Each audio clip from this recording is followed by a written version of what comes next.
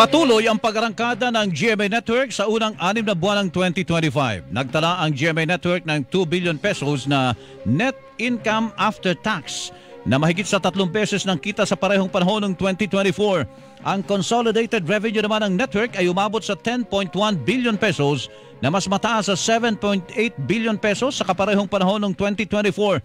Tumaas din sa 9.3 billion pesos ang advertising revenue kung saan malaki ang ambag ng election-related placements. Ganon din ang mas mataas na kita mula sa production services at iba pa. 6% naman ang tinaas ng operating expenses ng network na naitala sa 7.6 billion pesos dulot ng mas mataas na cash at non-cash production costs at general at administrative expenses.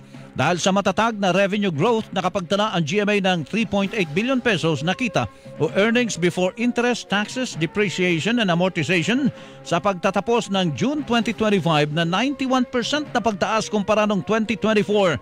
Ang magandang performance rating ng GMA Network ay sumasalamin sa patuloy nitong pagdomina sa nationwide ratings batay sa Nielsen TV Audience Measurement at patuloy na leadership nito sa digital space.